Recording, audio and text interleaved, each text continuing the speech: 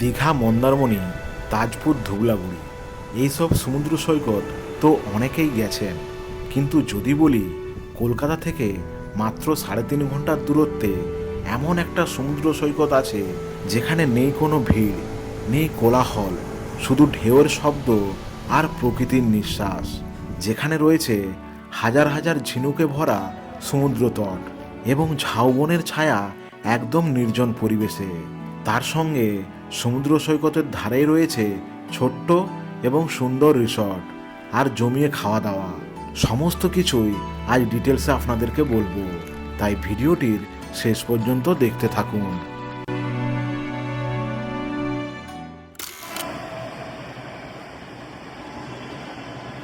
Balasore railway station থেকে আজ আমরা ব্লগটা স্টার্ট করছি। যেহেতু আজ আমাদের গন্তব্য বালেশ্বরের পরীক্ষী সি বিচ, সেহেতু বালেশ্বর স্টেশনে সকাল সকাল নেমে স্টেশন থেকেই গাড়ি ধরে চললাম পরীক্ষী সি বিচের দিকে। বালেশ্বর স্টেশন থেকে পরীক্ষী সি বিচের দূরত্ব প্রায় 23 কিলোমিটার। ম্যাক্সিমামটাই গ্রামের রাস্তা, কিছুটা রাস্তা ভালো কিন্তু কিছুটা রাস্তা খারাপ, মনেই হবে না সমুদ্র এখান থেকে কয়েক মিনিটের দূরত্বে। বলতে বলতে আমরা পরীক্ষী পৌঁছে গেলাম। বেশ সুন্দর ঝাউবন রয়েছে, ঝাউবনের এই দিকে রিসর্ট, অন্যদিকে বিস্তীর্ণ সমুদ্র।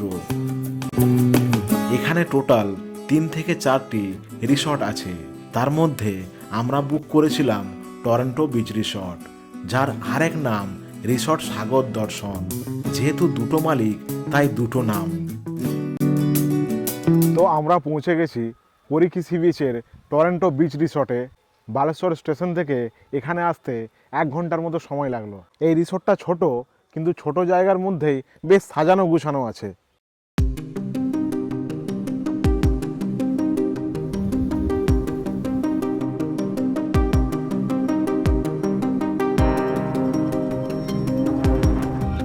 রিসর্টে ফোন করলে স্টেশন থেকেই পিক আপ এবং ড্রপের ফেসিলিটি রয়েছে।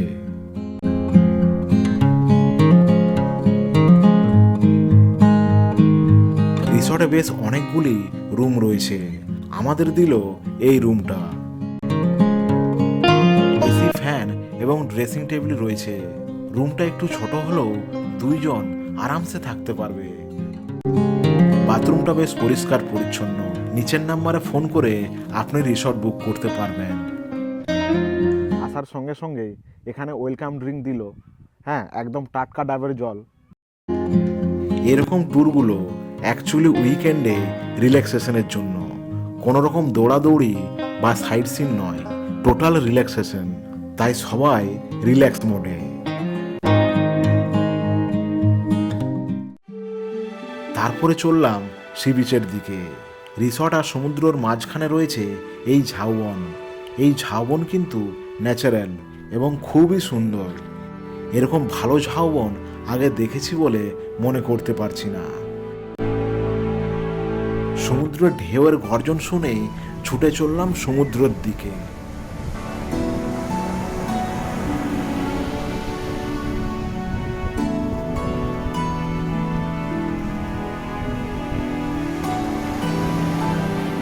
দূর দূরান্ত পর্যন্ত কোনো লোকজন দেখতে পাওয়া যাচ্ছে না, শুধু সমুদ্র আর আমরা। তো এই পরীক্ষী সি বিচ নির্জন, নিরিবিলি, কোনো লোকজন নেই, কোলাহল নেই, শুধুমাত্র সমুদ্রের গর্জন শুনতে পাওয়া যায়। তবে একটা জিনিস, এখানকার সমুদ্রের জল অতটা পরিষ্কার নয়।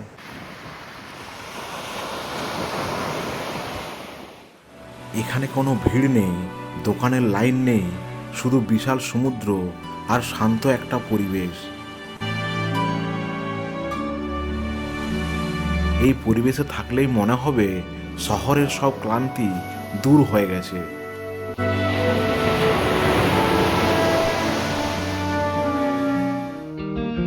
তারপর রিসর্টে ফিরে এসে লাঞ্চ। এখানে থাকা এবং খাওয়া নিয়ে জনপ্রতি 1600 টাকা। লাঞ্চে দিয়েছে ভাত, ডাল, আলু ভাজা, ফুলকপির সবজি, মাছ ভাজা আর পমফ্রেট মাছ বা চিংড়ি মাছ, তার সঙ্গে স্যালাড, চাটনি, পাঁপড়। একদম পেট ভরে ভুঁড়ি ভোজ। প্রথমে বলি, এটা কিন্তু পেড প্রমোশন নয়। এই খাবারটা খাওয়ার পর আলাদাই একটা তৃপ্তি। প্রত্যেকটা আইটেম খুবই সুন্দর হয়েছে এবং খাওয়ার কোয়ালিটিও অপূর্ব। সূর্যাস্তের সময় আমরা আবার সমুদ্র গিয়েছিলাম।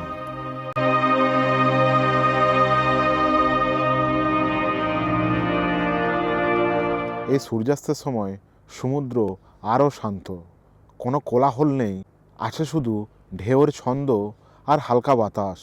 মনে হচ্ছে শরীরের সমস্ত ক্লান্তি ঢেউয়ের সঙ্গেই ভেসে যাচ্ছে। সন্ধেবেলায় রিসর্টের পরিবেশ আরও সুন্দর। দিনের বেলায় সমুদ্রের সৌন্দর্য যেমন মুগ্ধ করে, ঠিক তেমনই সন্ধ্যা নামার পর রিসর্টটা যেন একেবারে অন্য রূপ নেয়। চারিদিকে রঙিন লাইটে সাজানো পরিবেশ, খড়ের ছাউনি দেয়া বসার জায়গা আর নিস্তব্ধ রাত, সব মিলিয়ে মনে হয় যেন একটা ছোট্ট আলোর গ্রামে এসে পড়েছি।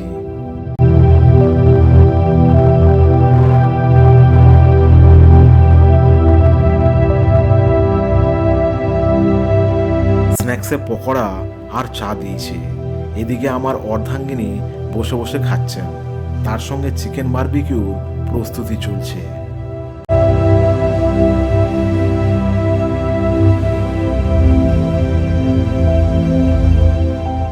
এখানকার সন্ধ্যাবেলার পরিবেশটা জাস্ট দারুণ। চারিদিকে রং বেরঙের লাইট, সঙ্গে একদিকে চিকেন বারবিকিউ হচ্ছে আর একদিকে আমরা গোল টেবিল বৈঠকে বসে আড্ডা মারছি। আর কি চাই?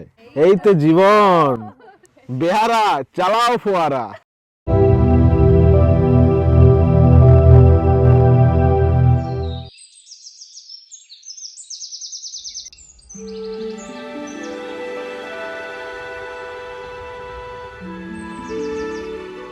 সকালে এসে সি বিচে দেখি সমুদ্র উধাও, সমুদ্র চলে গেছে অনেকটা ভিতরে। হ্যাঁ, এটাকেই বলে অ্যাকচুয়ালি ইনভিজিবল বিচ। অ্যাকচুয়ালি এখন ভাটা চলছে, তাই সমুদ্র অনেকটা ভিতরে চলে গেছে। আর এই চারিদিকে ঝিনুকে ভর্তি। হ্যাঁ হ্যাঁ, একটু হালকা মনটা খারাপ হয়ে গেল যে সমুদ্র অনেকটা ভিতরে চলে গেছে, সমুদ্রকে দেখতে পাচ্ছি না, সেই সমুদ্রের গর্জনটা ফিল করতে পারছি না। এই সি বিচের সবচেয়ে সুন্দর ব্যাপারটা হলো এখানে বালির উপর ছড়িয়ে থাকে অসংখ্য ঝিনুক।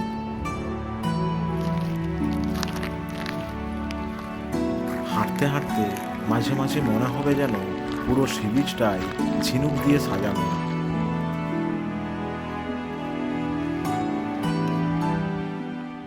কাকা, এগুলো কি মাছ? গুলপাইসি। কোনখান থেকে ধরলেন? জালে আছে, ভিতরে জাল ওখানে মারা আছে। ও, এইখান থেকে না? হ্যাঁ, ভিতরে ভিতরে। একদম ছেড়ে দিন। হ্যাঁ, দুজন গেলাম না। জোড়াবালি নেই? না না, আবে যেতে পারলো। হ্যাঁ, দুজন গেলাম না, এবার তো ঘুরে আসো। এখানে রিস্ক নাই, জান না। হ্যাঁ হ্যাঁ, মানে চোরাওয়ালি নেই। হ্যাঁ,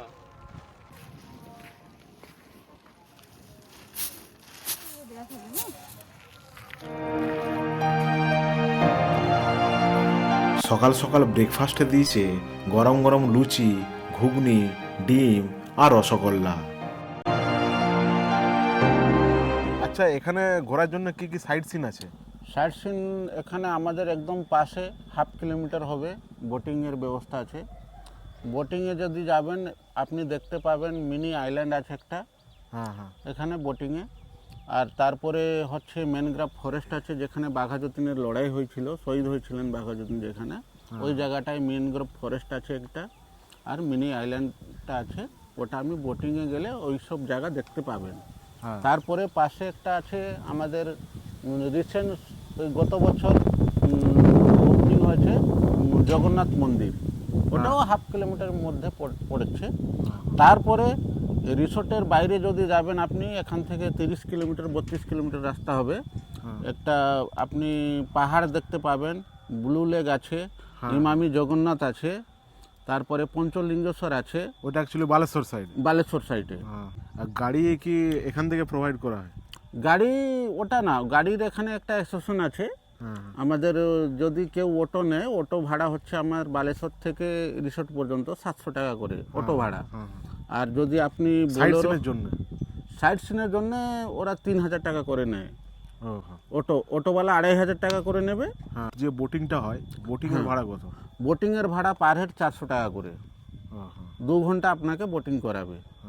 যেহেতু এই ট্যুরটা রিল্যাক্সেশনের জন্য, তাই আমরা কোথাও সাইড সিনের জন্য বেরোইনি। চাইলে আপনারা যেতে পারেন।